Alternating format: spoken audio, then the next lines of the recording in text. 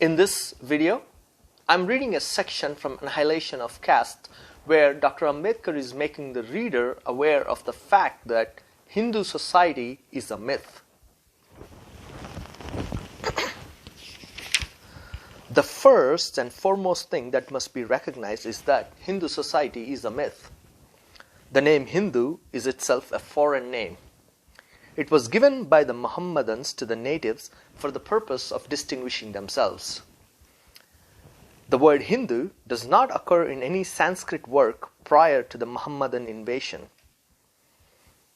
They did not feel the necessity of a common name because they had no conception of their having constituted a community.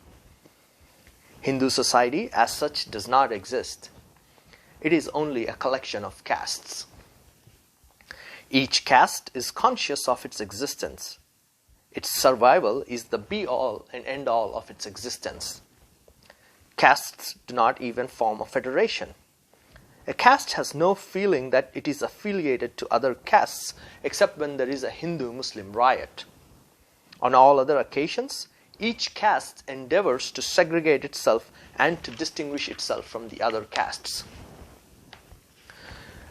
There is an utter lack among Hindus of what sociologists call consciousness of kind. In every Hindu, the consciousness that exists is the consciousness of his caste. That is the reason why the Hindus cannot be said to form a society or a nation. There are, however, many Indians whose patriotism does not permit them to admit that Indians are not a nation and that they are only an amorphous mass of people. And those Indians even exist to this day. These Indians insist that underlying the apparent diversity, there is a fundamental unity which marks the life of the Hindus in as much as there is a similarity of habits, customs, beliefs, and thoughts which obtain all over the continent of India. Dr. Ambedkar refutes them by stating that similarity in habits and customs, beliefs, and thoughts there is. But one cannot accept the conclusion that therefore the Hindus constitute a society. To do so is to misunderstand the essentials which go to make up a society. Men do not become a society by living in physical proximity any more than a man ceases to be a member of his society by living so many miles away from other men. Secondly, similarity in habits, customs, beliefs, and thoughts is not enough to constitute men into society. Things may be passed physically from one to the other, like bricks. In the same way, habits, customs, beliefs, and thoughts of one group may be taken over by another group, and there may thus appear a similarity between the two. Men constitute a society because they have things which they possess in common. To have similar things is totally different from possessing things in common. The only way by which men can come to possess things in common with one another is by being in communication with one another. To make it concrete, it is not enough if men act in a way which agrees with the acts of others. Parallel activity, even if similar, is not sufficient to bind men into a society. What is necessary is for a man to share and participate in a common activity so that the same emotions are aroused in him that animate the others. Making the individual a sharer or partner in the associated activity so that he feels its success as his success, its failure as his failure, is the real thing that binds men and makes a society of them. Caste system prevents common activity, and by preventing common activity, it has prevented Hindus from becoming a society with a unified life and a consciousness of its own being. In this context, it's interesting to understand how Brahmins themselves felt about the use of the word Hindu and being called Hindus. With regards to how Mohammedans used the word Hindu, it had a connotation.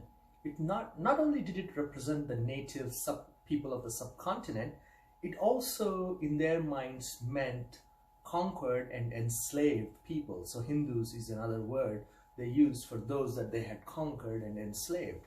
So Brahmins were against being called Hindus, because for them, they also are the rulers of this country.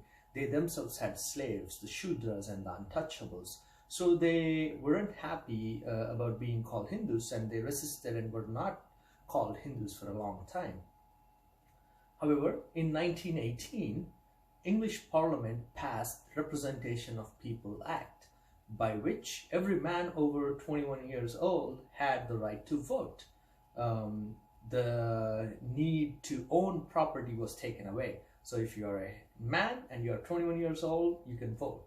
Also, any woman who was 30 years old and had property to her name, about £5 worth per year, or could rent a similar amount, was also eligible to vote.